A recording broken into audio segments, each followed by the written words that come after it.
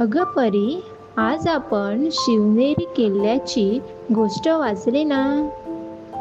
हो आई, तो किल्ला खूप मोठा होता आणि मजबूत सुद्धा.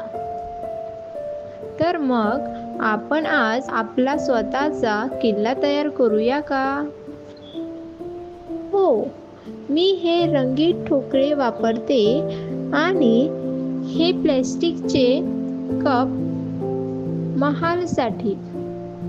वा, किती छान कल्पना!